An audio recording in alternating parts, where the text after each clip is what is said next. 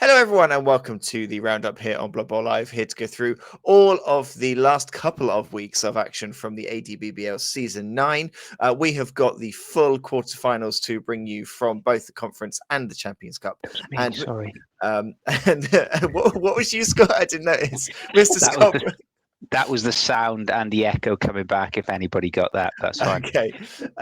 Well, Mr. Scott Bryant and Three Stakes Tom are here joining us this week to go through all of these games, and we're going to start and try and make sure everyone's in a really happy mood for the rest of the roundup. So we start with our first game of the week, which is a 3-1 victory for Ipswich Town over Norwich City in the Championship. 3-1 on goals here.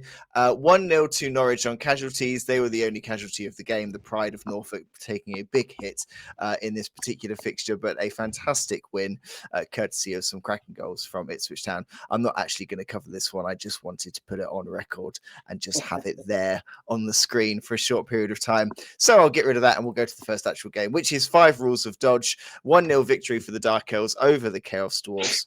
1-0 on casualties as well to the Dark Elf side. And we bigged this one up a little bit before the game actually happened because we knew that there were these two coaches had played each other 4 times before in playoffs with 2 victories each. And it was a pretty tight game. It was a game that came down to the wire, and a Dark Elf side who were just very difficult to break down. Scott, we will come to you first for this first fixture here. We know that Scott has struggled with these Chaos Dwarfs over the past season. He still made it through to a quarterfinal with them. Got through the group stage, beat John Reeder in the last round. But Tom Huns with an agile team is a very, very tough thing to beat. Mr. Hans is an exceptionally tough thing to beat. To quote you there, Mr. Coe. Good evening, everybody. Good evening, Mr. Hovel. Hope you don't get indigestion from all those steaks. Spoke to Scott about this, and when we saw some of the pictures that Tom was posting, big thank you for doing that, Tom, as well. Tom was playing it very, very controlled, very solid, had a lovely column defense setup. If anybody wants to look at a good column D, have a look at what Tom posted on Discord. We knew it was tight. We knew it was going to be close. And this was one of those classic matches where, speaking to Mr. Phibbs earlier, he was getting, when he was getting the knockdowns, and it sounded like the dice, they were very few and far between. He wasn't getting the armor breaks, and he certainly wasn't getting the casualties. And when you don't get the casualties and you don't reduce the number of Dark Elves on the pitch, they can be very, very challenging indeed. And therefore, Tom controlled it really, really well, I thought. So we said it was going to be close. It could have gone either way. Apologies to Mr. Phibbs, but again, happy birthday. It was one of those very close matches. Kudos to both coaches. They played at this level, in this level of knockout pressure before. Scott proved that, we know he's got a bit of a love-hate relationship with the Chorfs, and he proved though against Mr. John Reger, man, myth, legend, that he knows his way around the Blood Bowl pitch and to utilize them as best he can. But again, when the dice aren't playing your way, it's going to be a long, long day. And Tom Huns did what Tom Huns does so well. Took every opportunity available to him, even though if those opportunities were scarce. 1-0 win. See you in the semi-finals. Tom, we've both faced this Chaos Dwarf team this season. We've also both faced a Dark Elf team in our group stage. It was a difficult one to call here, and I think, like Scott mentioned there, it was going to come down to removals and if Scott could get them, and unfortunate that he didn't manage to. Yeah, unfortunately, it looked a lot of pushing and those dodgy elves dodging out the way, unfortunately. And it's that kind of scenario with a bash team like the Chaos Dwarfs that if you can get the hits in, they've got to go down. If not, you're in trouble. But however, looking at that Chaos Dwarf team that unfortunately will probably never play again, they've got some fantastic skills on them now. A couple of randoms in there that I'm actually thinking that, depending on how the next season goes, could be quite fun for Hobgoblins with kind of things like Frenzy and Wrestle and Dirty Player and Strip Ball. So there's some good team kind of tactics there. Yeah, if this team ever did get a redraft in any capacity, then yeah, some of those hobgoblins are actually look quite kind of fun. Look like they could cause a bit of chaos, like you said, the frenzy wrestle, the dirty player strip ball. Unfortunate on maybe some of the other players, multiple block on a strength 3 dwarf blocker, not great. Lots of shadowing in there. Dauntless on a strength 4 piece when you're not facing any other strength 4 or above is going to be kind of is going to suck a little bit. So he's got a bit unlucky there on some of those skills. Looking at the Dark Elf team, Tom finally with a full Dark Elf roster. It's taken him most of the season to get there. And he's been very careful with the skills. He's got a lot of blodgers in there. Witch Elf with block, sidestep, tackle, in addition to the dodge, frenzy, jump up is going to be a really key piece for him going forward. Defensive on alignment, maybe not the worst considering who he's coming up against next, which is a coach with, I believe, some guard in that side. And we will go to that game next, which before you was. do, sorry, Yeah. before you do, I do like the name of the 3 new players in Tom's team. Have I not noticed? Please don't kill my team. Very nice. Well done, Tom. Good spot. Well, we'll go to who Tom will face in the next round, which is going to be the Tipsy Tankards after a 2-1 victory over Jamie and his World's Edge Berserkers here. 6-1 on the casualties. A absolutely brutal performance from Robert. The reason this one looks a little bit different on tour play is because the game was played to help Robert's scheduling without being on tour play. It was played offline and we did the adminning afterwards, which is why everything is in the right order, but it is not in the right. You can't kind of tell what turns things happened on. The Dwarfs managed to take the lead in this one, but casualties were very quickly adding up for the North side. Who get a equalizing touchdown, I think around turn 12, and then another one around turn 16 to take the victory here.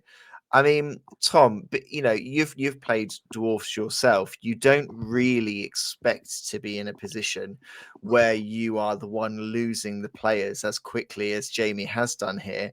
But when you look at the 2 mighty blow pieces that Robert has, and you take into account the fact that he's got as much block as Jamie does, you can maybe understand how it happened. Yeah, plus also the extra movement has no doubt given them the extra advantage here. These are 2 really scary teams, as we've mentioned many times before. And it's just unfortunate that when you start breaking armor and thick skull as well on dwarfs, it's going to be a long day at the office. But Jamie put up a good fight, got the first touchdown, and carried on. I don't know. Did this go full into extra time, or was this into just the? No, this was just 2 halves. Just was Robert getting 2 touchdowns in the second. Okay, no, that's good. He's good. He's now got some pretty dangerous players there. Those Valkyries, one with Edge 2, Blodge Valkyrie there with 15 SPP now. That is looking at a very dangerous thing, and that's not to kind of put in the shade the other Valkyrie with sure hands, leader, dodge, tackle, and block. That is some scary stuff there. I mean, Scott, when we look at Robert's records, I think this was always going to be a tight one to call. Since season 4, Robert has finished in the top 3. This will be his 3rd time that he has made it into the top 3. Season 4, he finished 3rd. Season 7, he finished a joint 3rd. And now he's in the top 3 again. We were wondering what was going to beat Jamie, and Robert maybe was the person to do it. We did, Chris. When we looked at this, we said we expected it to be a close game.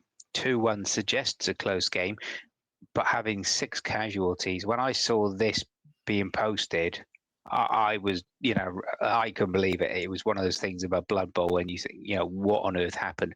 But when the dice happen and they go your way, they can go your way in a very, very big way as well.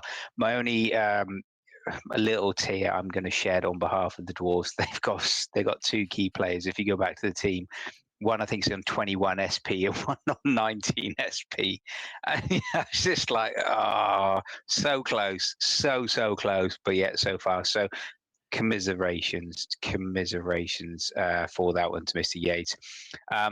Going back to the Norse, yeah, as Tom was alluding to, pure filth, beautiful pure filth as well on there. Not just one, yeah, it's almost like it's boring to have Mighty Blow with these teams. All of that inbuilt block, and I know as you look at them, we talked about this before. Robert has built it around, three particular players: High Harry, the Norse Berserker, the Valkyrie, and the Ulfer and a Muddle Max as well. That's not to say, having a blodge Valkyrie, having a kick on alignment, having a tackle dirty player, another alignment aren't bad things. And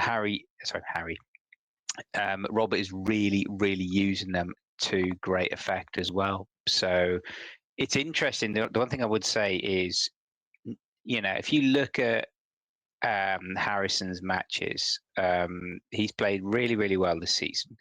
But in the last, Robert, yeah, apologies, I was reading further down on the feed. If you look at Robert as well, he has conceded in all of his last 4 matches. But after he's beaten you to a pulp when there's not many of your players left on the pitch, that's going to be an interesting one, I think. And if anybody can take advantage of that, I'd like to say it would be Mr. Hans and the Delves, but then Dwarves are armor 10. Delves are only armor 9. So at the moment, I have to say, just purely from a war of attrition, my money is very much in the Norse camp. I think they're looking very good indeed. I'm just going back to have a quick look at the Delve team, just to see, what that is going to give us in terms of those 2 matches. Yeah, Tom has got like 15k, and I'm sure we'll come on later and shortly. He will have a nice tidy chunk. I think it's about 200k of inducements. So it'll be interesting to look at that later, because that does open up quite a number of options for the Delves. Yeah, 210. Well, we will have a bit of look at the semi-finals near the end, but we will move on from one close game to more close games, and we're going, Mr. Tom Hovell, to yourself, to the 2-2 draw. Got halfway through extra time in this one before calling it and going to a roll-off, the roll-off going the way of the Snotling team on this one. Tom, I, as well as many other people who are watching this one on the stream, you can go back and watch this one.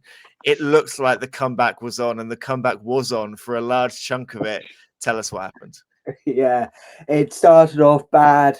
I was just pushing Snotlings around, which, orcs don't particularly do well if they're just pushing stuff around, especially with sidestep everywhere.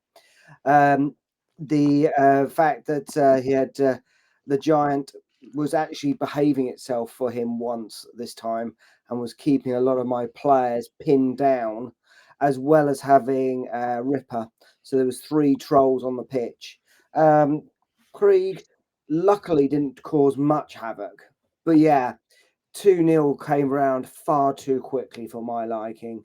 And by that point, I kind of was resigned to the fact that, oh, here we go, it's going to be a whitewash. But I'd like to thank the 12th man on the pitch, Luke, coming in at the moment and giving me a little boop to make my dice work really well. Straight off the bat, I rolled 11 after he booped for me, and we were off. We have learned after our trip to Sheffield that just a little boop when you're in a really down mood weirdly does kind of just give you some perspective. I'm so glad that it's continuing. It was crazy how that helped, and literally very quickly afterwards, a touchdown was secured to bring me to 2-1. Then we did a lot of shenanigans with goblins. So in this game, before the match, I risked it all and randomized everything I had, and also bought in a full squad of 16. So that was a troll and 4 goblins.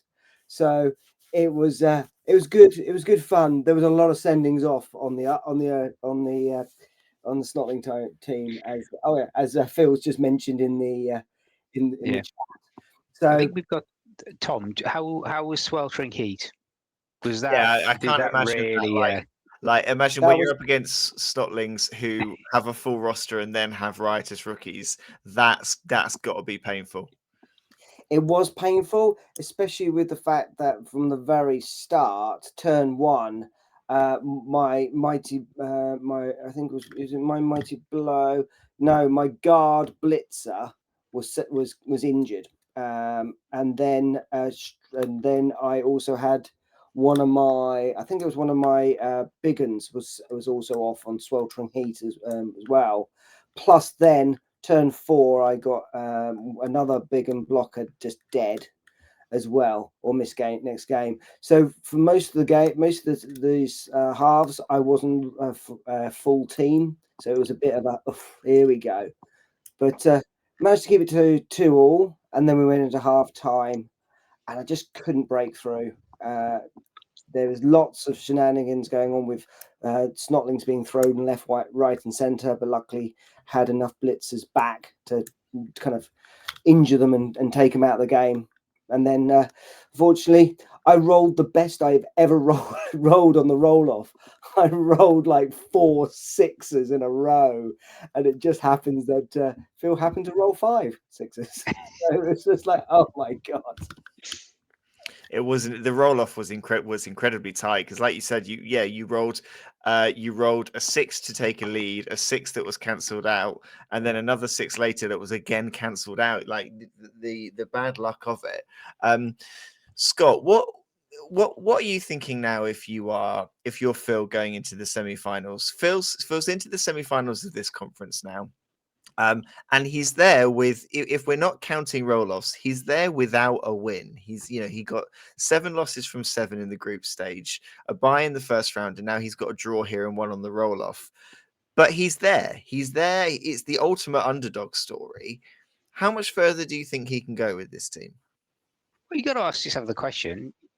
There's you and 2 others in terms of the championship, and there's no reason, if the dice go your way, there's no reason why Phil couldn't win this.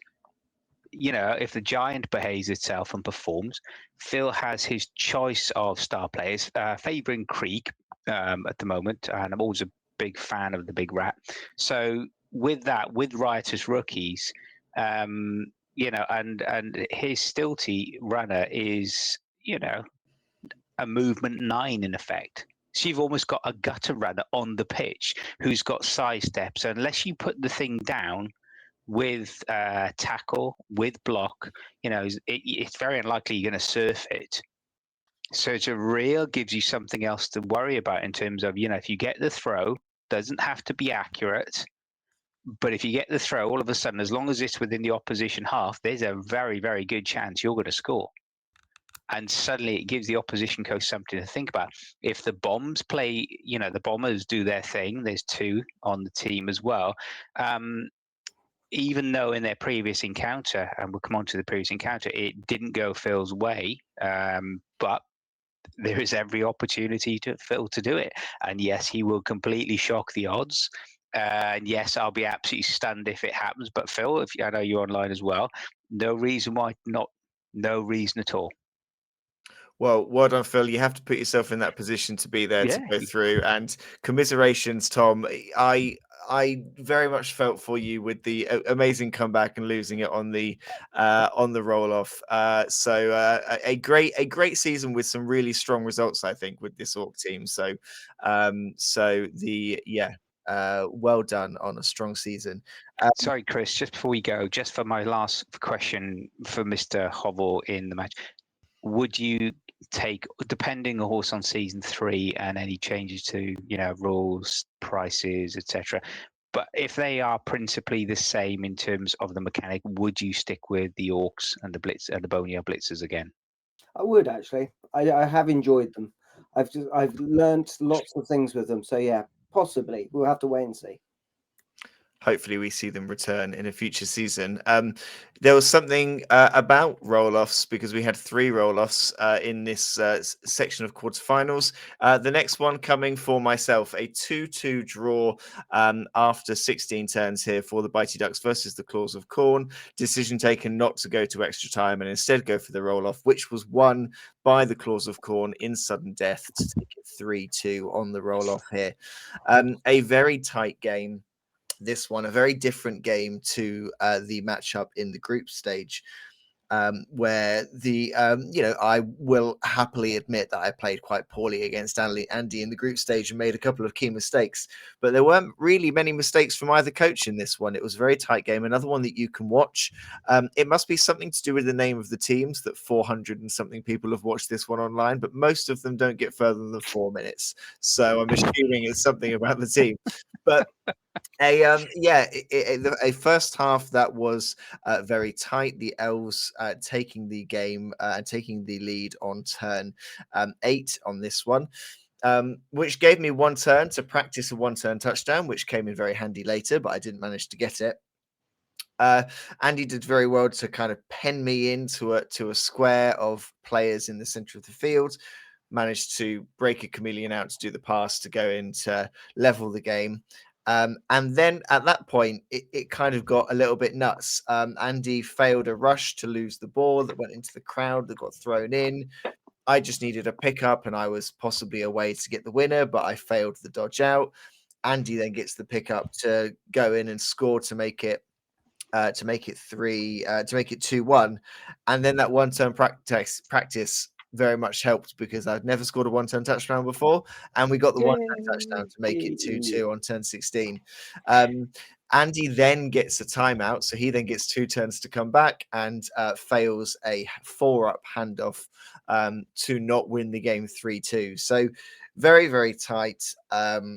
I had similar luck to Tom that I rolled my first 2 dice in the roll off were 6s, but after that it wasn't good enough, and you got the win. So a very tight game, a game that I think neither of us deserved to lose, and therefore whichever one of us went through, I think would have deserved it on the balance of the day. So huge congrats to Andy. It was a great showing from him, and he will be a force to be reckoned with going forward. I think from a neutral's perspective, Chris, thoroughly enjoyed watching this. I think you and Andy both, and shout out to both of you, because it always takes 2 coaches to put a good match together, and you both played it in very, very good spirits. So well done to both of you. However, if I have to give you the kudos, you did take away the looking good award.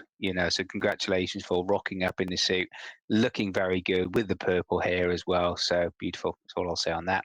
And I think you've scored your first, one-turn touchdown.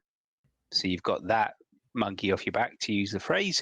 And the Ducks have proved that, even with a few randoms in there, but over the course of the season, they can still fly. Well done, sir. Thank you very much. Sorry, Tom, I think he was waiting for you to say something no, nice. Tom doesn't have to say anything nice. Unless you No, want to, Tom.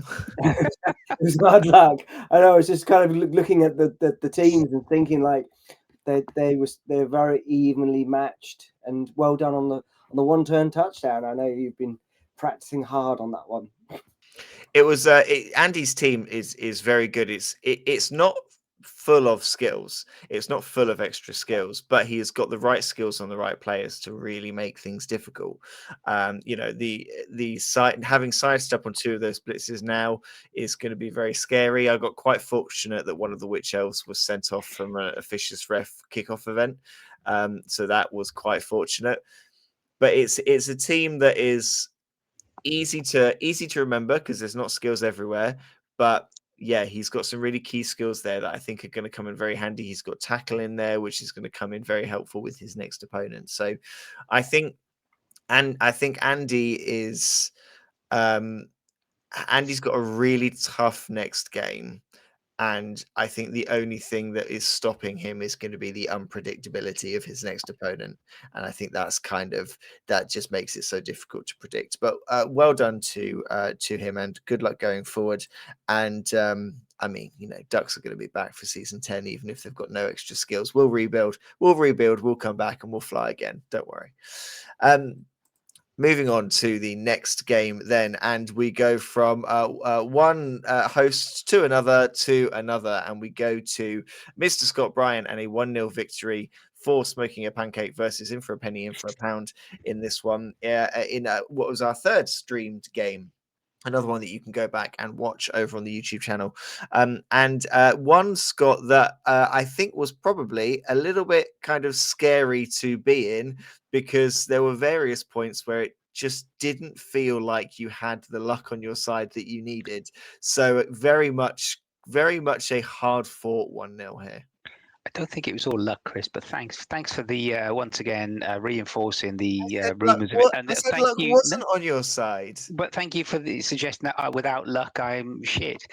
So I will continue to hold on to that handle of incredulity that people have bestowed upon me throughout my Blood Bowl career in No, you can't A&DBBL. win. Try and say something nice, and I can't win, can I, Tom? We didn't say something nice, Christopher, and I know what my did. gran I would have said said. luck. So let's just move on. Let's just move on. Anyway, thank you for that. Big thank you for James. Obviously, James is playing on the stream as well. It was really interesting because at the start of it, I wasn't too sure what James was going to choose in terms of his inducements. He went to have 2 kegs, which did really come onto their own as well. Plus, he had the team mascot to give him sort of 1 and a piece in terms of the re-rolls as well. Kickoff, it ended up being a touchback to James. He had the ball, and it was just a big scrum, or as it's known in Blood Bowl worlds, a bit of a clusterfuck, excuse my French, sitting in the middle of the pitch as well.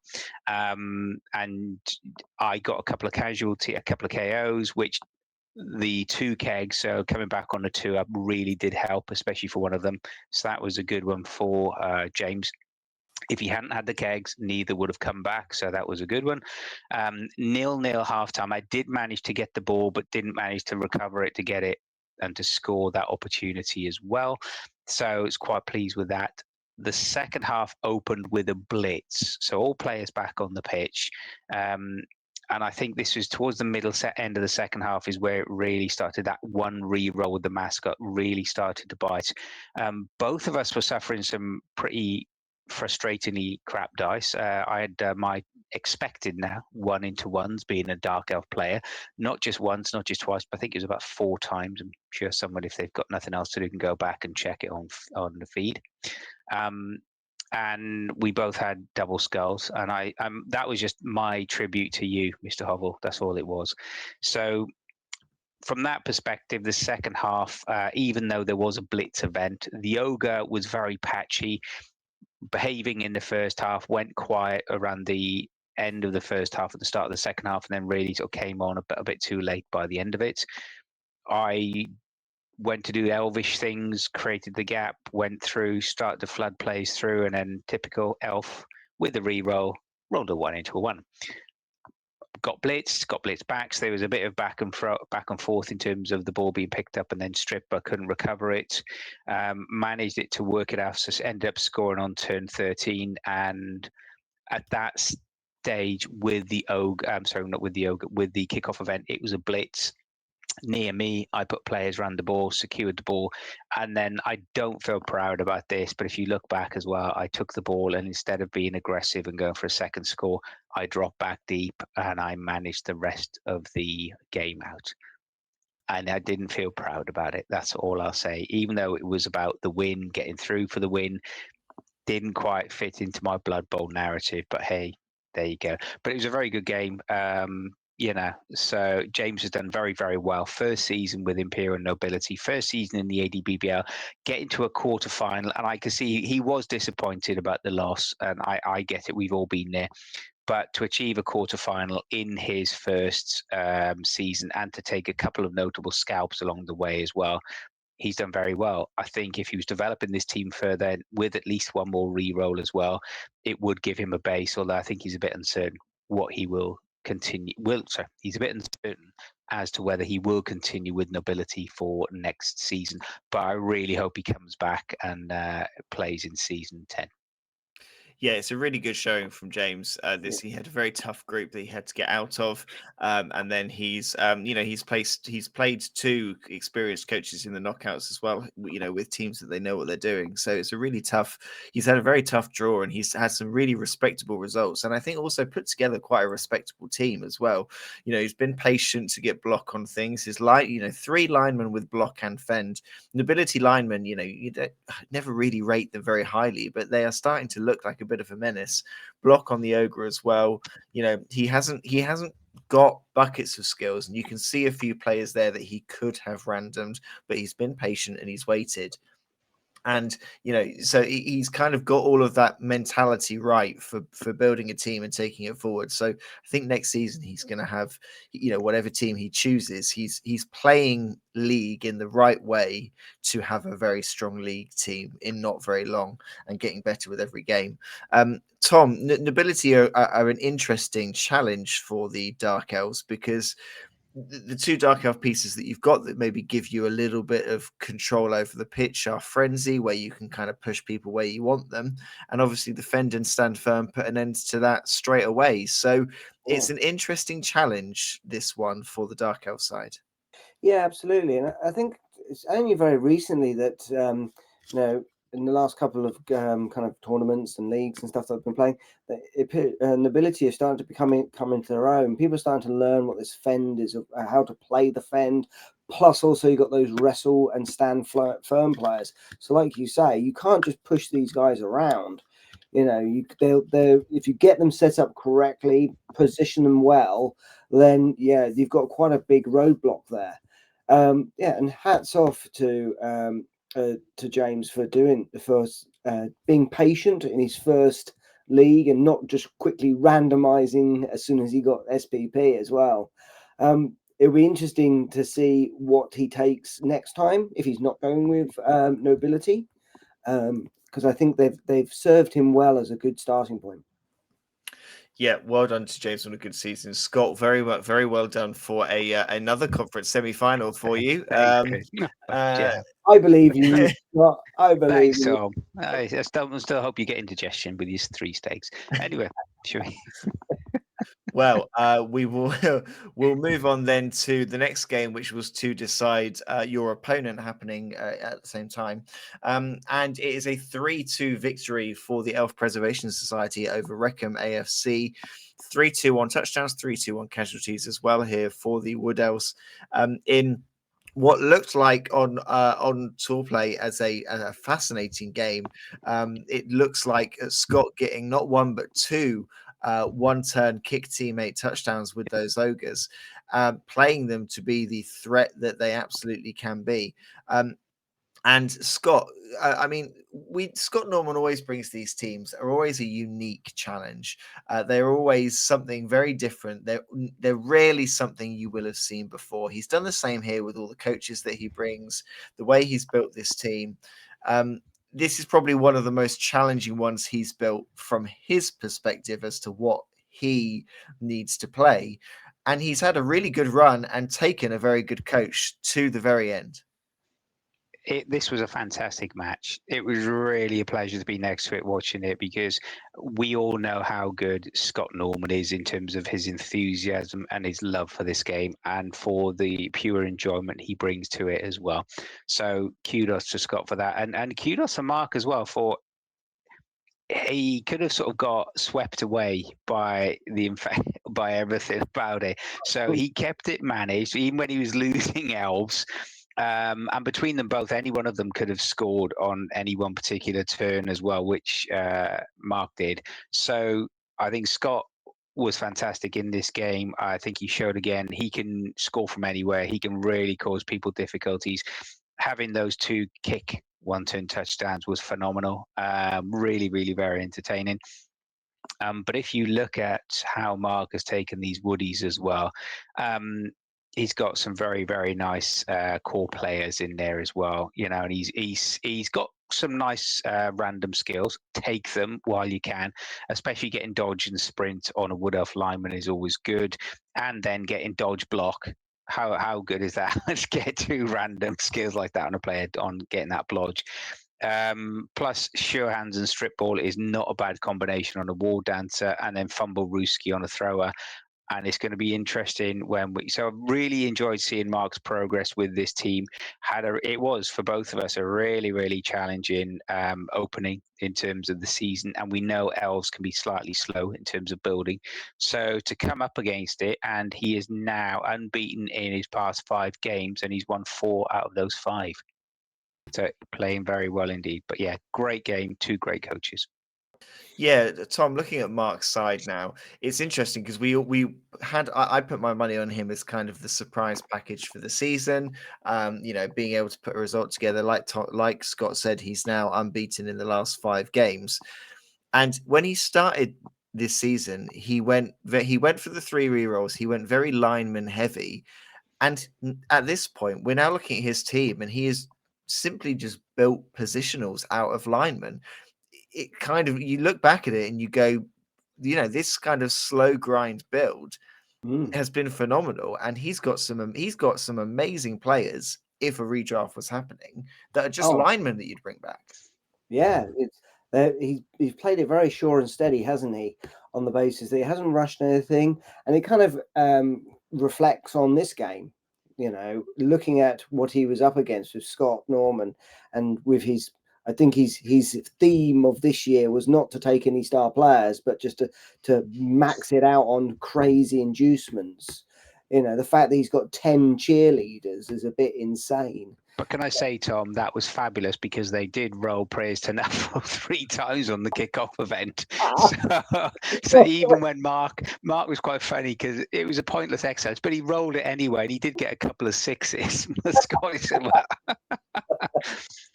So it was very, very funny, entertaining as well. And thanks, Carl, for putting that in chat about hearing them on the cheerleaders. Yeah, they really added to the whole atmosphere for the evening. So thank you both. Yeah, so I think good luck to Mark. He's as you quite rightly said, he's made positionals out of linemen, and it's going to be a strong match the next game. Yeah, many elves in the bottom side of the draw, many elves on the top side of the draw as well. Elves absolutely dominating this last season. I'm sure Scott is absolutely happy about that. We will go on to our penultimate game then, and it is a 4-0 victory for another elf side. The Greystone Gladiators getting a 4-0 win against the Snotball Furies here. 4-0 victory, 2-1 to the Ogres on casualties. And these are 2 coaches who both had rather challenging group stages. Both had quite difficult time in the groups. Both got through by the skin of their teeth in the next round as well to get through, actually to be here in this quarterfinal. But the Elves just having the edge here against an Ogre side that probably, Scott, was saying the biggest downside of this Ogre team, because you look at it and it's, it looks pretty, skill wise, even some of the random skills look pretty good. 2 random break, tackle, and brawlers is actually not very bad, but it's probably the rerolls that have let Carl down. Yeah, Carl makes the lovely comment in chat. The absolute hiding I deserve following last week's game. I was down 2 Ogres in the game. Kudos though, Carl. You did at one stage have 4 elves in the knockout box, but as you can see, if you look at the Greystone Gladiators, that's filth that Justin's got on the table. That's going to be a very, very difficult, game. I don't think it's unbeatable. No team is unbeatable in Blood Bowl, but yeah, I think the 0 re-rolls. I was surprised. I was expecting Carl to maybe have selected a couple of extra training re-rolls and still give himself maybe enough for the giant or at least a couple of star players. But he stuck diligently to his principles, and yeah, it was one of those days when it just all worked for the Elven Union Gladiators. So great game, well done, Carl. I don't know if you're planning to take this again, Carl, or after our conversation, have the Necro Dirty Bed Sheet really started appealing to you. But with those, and then if you look at Justin's team there for the Elven Union, yeah, that catcher, movement 9, with everything else as well. But as you can see, is that all of his casualties there, Chris? Justin's casualties. Yeah, so this is what I was going to say, and Tom, interesting to see what you think here. Is Justin's team looks incredible. We can all agree that the team does look pretty good. But actually, he has had to do somewhat of a rebuild. He has taken a lot of hits this season. He's lost some really key players as the season's gone on. He's had to rely on journeymen in games. He has had to almost rebuild a team that he didn't bring many players back to this season. He didn't bring many rerolls because he wanted those players that had the stat increases. but you know, credit to him to have done the rebuild, powered through those really difficult group games, and now he is looking like a very difficult coach to beat in this conference. Yeah, absolutely. He's got very much like Tom, who's had a lot of significant deaths and only kept a few players through. And but on the other side, Carl's team has been fantastic. I think they've worked really well. And just seeing their star players just made you have a quick look. And I'm really liking the fact that Ogres can take quite a wide variety of star players. You know, both kind of what you kind of class as the human style side of star players, or the good teams, should we say, versus the bad teams as well, and taking both a goblin and a halfling looks quite good. Watching this and seeing that unfortunately the giant doesn't really play much of a part unless it got a number of KOs. The giant, I'm wondering whether it's a bit of a red herring, so to speak, to take the giant in these games, and maybe if it's still roughly the same play in the next league, if you're taking a stunty team, go for some good star players or some extra inducements rather than the giant. It's interesting, isn't it? Because if you've got so much funds that you can take it and the stars and additional things, it's a big roadblock in the middle. But if it fails for you, it's a big one of your 11 taking up a big lot of space that's not going to do anything. Just for the count, Ogres can take 30 different star players at their disposal that they can pick from, including both Bomber and Cindy. So it's good fun. Well done to Carl. I mean, he's come in with these ogres. He has it's a big change from the Skaven side, and no rerolls all season. And he's been a very entertaining coach to witness as well. So well done to him. And like I said, well done to Justin for a good rebuild project here. And deserves his place in these semi-finals, where it's going to be very interesting. There's 3 very good elf coaches in there and a very unpredictable Snotling coach. So it's going to be very interesting to see who has the edge in the conference. We go to our last game then, which is another 2-2 draw that was again settled on a roll-off in this quarterfinals, and it is Disco Danger Rats 2, Melton Mudpackers 2 that went to the roll-off that was won 3-1 by the Snotling side. I can honestly say that there is nothing much more fun than sat drinking 15 third pints with a phone leaning on a pub table watching this. Scott, we had a great time sat watching this one, trying to have conversations elsewhere, and every now and again just cutting in and going, "Now where is the ball and who's doing what and what's going on?" It was a really entertaining game.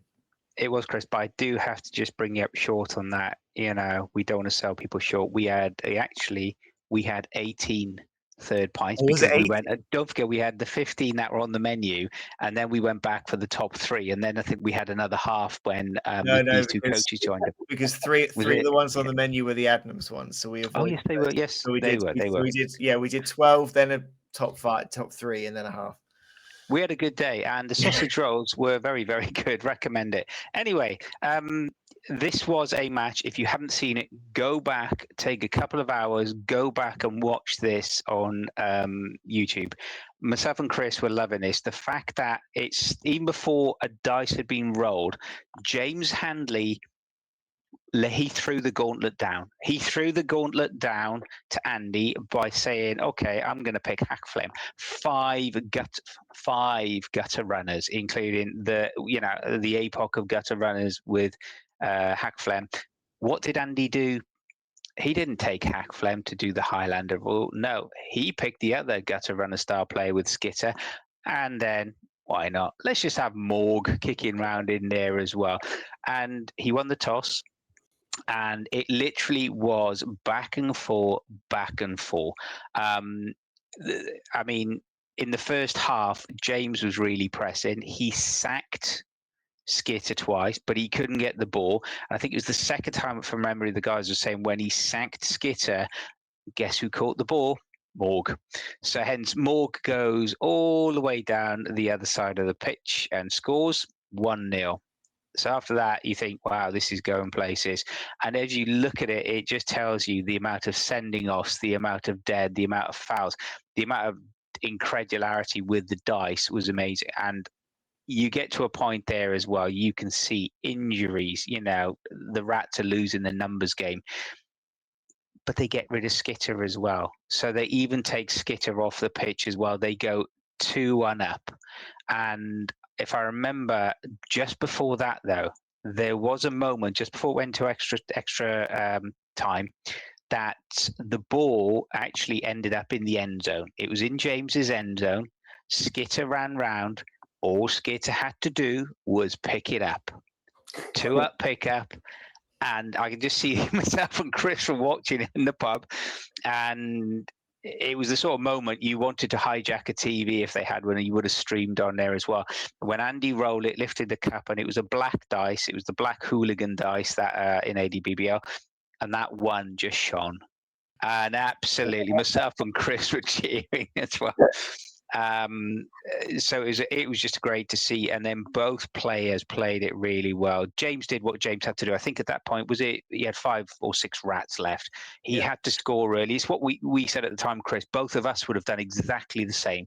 Get the score on the board, put the pressure then back on Andy. And Tom, just at this point, and Chris can correct me, Andy had no re-rolls, and I think James had 1 at this point. I think when they started the second half, James had 1 to Andy's none. So we were wondering whether the momentum was going to shift. If he could, he was never going to outnumber. That was the problem. James was never going to outnumber Andy. Andy still had players on the bench. It was, an absolute swarm. And Andy gets the equalizing touchdown, and James doesn't have the I think players or time to reply. So a very, very tight game, and another one gutted to go to a roll off. Tom, this Snotling team, Andy's made he's not hidden the fact, he's not, no excuses. He is playing this Snotling team the way that you can play them, with the best stars, the good star combinations, the big guy and normally the big guy and the Rat as your pairing. Yeah. And he's played them very, very well. Do you think this team is good enough? We've seen in A&DBBL's past Snotling teams playing by the book like this, getting as far as semi-finals, but not getting further. Is this as far as Andy can go here, or is the win there to be had?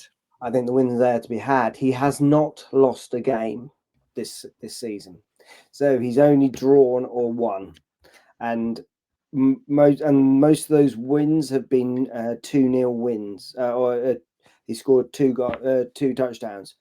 And like you say, people have played different variations, and people can say what they like about playing Snotlings, and they're taking Morg, or they've got the Rise as rookies, but take advantage of it. If you're there to play to win, it's all part of the rules.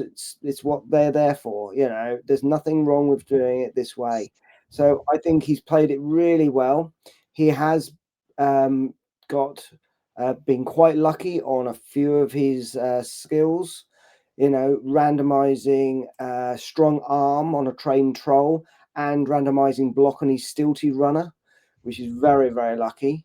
He's clearly holding back a lot of SPP on that stilty runner as well. 16 in there. So is he going for an extra agility there or something, or is it going to be extra movement? We wonder.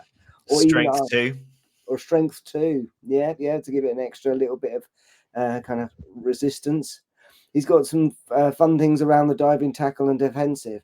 He's clearly been researching the game, because he hasn't been maxing out on positionals either.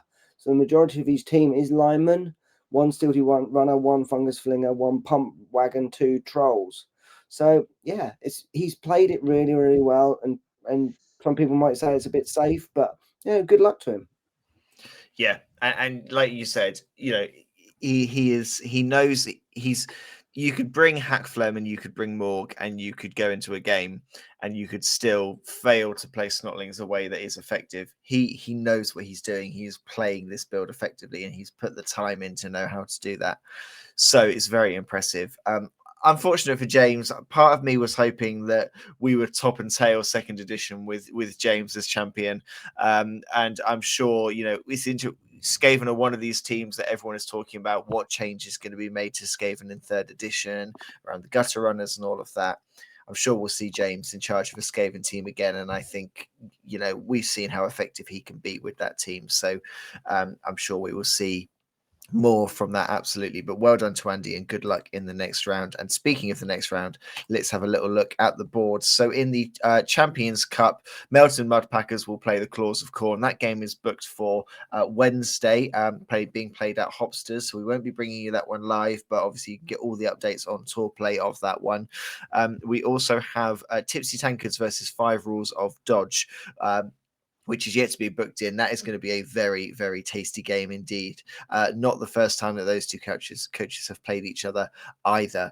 Sorry, Chris, before we move on, are we going to put our predictions in for good or for bad for how sometimes woeful we've been in terms of predicting the outcomes? Are we going to... if you want to give me who you think your final's going to be, now is the time. Okay, I would like to see Andy win the top match. I'm waiting for it. Which one? Yeah. I would like to see the Snotlings win, but I think the Dark Elves are going to win. So I think Andy the Delves, if he plays well. But again, we said that about Mr. Handley and the Skaven, and look what happened. The dice can upset it. So that's a very close one. I think at the moment, I think the favourite has got to be Robert, just purely based on what he did to those dwarves. If he can do that against the Delves of Mr. Hans, I think it. Mr. Hovel, what do you think? Where's your money? Well, the Delves have got 210 in petty cash, so he might be able to bring something to the party. He could bring Kirioth Kraken Knight, who has obviously tackle and all those good stuff. He has Glorious Summer Bloom if he wants to go passing, but he's also, don't forget, he can bring Maple with 210. Or he could bring Edwill Sidewinder if he wants to bring on some Hypno Gaze. Yep. Or he could just bring Acorn and a team mascot, Or just bring Acorn. You don't need anything else, just a squirrel. I think a bit like I would like to see Snotlings versus Norse in the final on that one. I do think that although, like you say, you can bring a lot of star players with that amount of petty cash, and knowing Tom, he plays any team really, really well. But I think that Norse team just have that advantage there. The one that I'm kind of putting a little bit of hope rather than a statistical prediction is the Snotlings to win. I think. Chris, what do you think about that? I think my head says Dark Elves and my heart says Snotlings. For that top game. What would you do, Chris, with 885,000 inducements? Go to Vegas. I think Andy will do what we've seen him do. I think he will. I think probably Morgan Hackflem. I actually don't think he will then go for a giant. I think he's more likely to maybe go for bribes, possibly instead. I think is probably the way that he would go. Riotous Rookies in there as well. I think he'd give himself the players and the bribes to be able to foul all of those Dark Elves off the pitch is how I think he'll play it. And I think Andy put in the chat almost the second I said it exactly the same thing. Andy is going to be prepared for that layout and know what to do with it. I would love to see us end with a new champion, which is why I'm going to say Robert. But I know that we basically discounted Tom at the beginning of the season.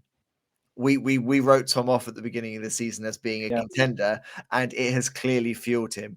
So I see no reason to start writing him in right now. So I'm going to go for Robert with the Norse. And Tom, if that fuels you, go and win it, mate. I do that as reverse psychology for Tom. As much as he's there to see me roll ones, I always back the other person, and he uses that as inspiration and motivation. So yeah. A quick look at the Elf Heavy Conference. Then we have got the Snotlings, blob versus Greystone Gladiators, a repeat of a game from the group stage, and we have got Smoking a Pancake versus the Elf Preservation Society. Tom, who do you think our two finalists are going to be here? Well, there's going to be an elf in the final. I'm gonna put my money on Scott getting into the final. I believe in you. I know others on this stream don't, but I believe in you. Thanks. Cheers, Tom. That's all right. And I kind of, again, it's because it's the craziness of Phil's Snotling team against the methodical planning of Justin. Justin took him to town during the actual start of the season. So it all depends on the rolls of the dice with that one. But I kind of think it's going to be an Elf-Wolf in the final. And I think it's going to be Justin versus Scott. Scott? I think it's winnable for Phil if the dice go his way, depending on the inducements that he takes. He's got plenty. He's got 760,000. Will he go the giant route? That Phil has stuck to that for the season. He's gone with the giant. He's kept faith with the giant. Will he go with the 2 bombers? And it will only take 1 bomb in the right place to, and the dice rolls to take out 2, 3, linemen who have got very good skills. If Phil goes down he's been excelling in terms of dirty play. So I think that will give him some risk. And maybe he won't go with Hackflem, who was shocking when these 2 guys last met. And Hackflem was, I think, knocking the giant out at times as well, putting him on the floor. So that'll be an interesting combination how Phil plays that. But fully good with what Tom said. Justin is going to start very, very heavy favourite, especially with so much potential and that one that as a very confident 1 turn as you can have with a 1 turn as well. Having nerves of steel, catch and break, tackle and movement 9 on that catcher is very, very filthy indeed. For myself, looking forward to it because obviously this is a repeat of our match between myself and Mark. 20k in it. You were there on Saturday when we were rolling the random Chris on the Delves. And just to say, if you look at all of the random skills, majority of them in the last several weeks have been pretty crap, really. So I've had 3 defensive. I'm not going to need that against Wood Elves. Second one is Dirty Player on a. Actually, you've got Dirty Player there, Tom Hobble, but then you've also got Block and Dodge. So I don't really want to end up fouling with you unless there is a War Dancer on the floor. And diving catch could be worse. So we'll wait and see. It's going to be a good game. It's going to be a close game. So looking forward to it.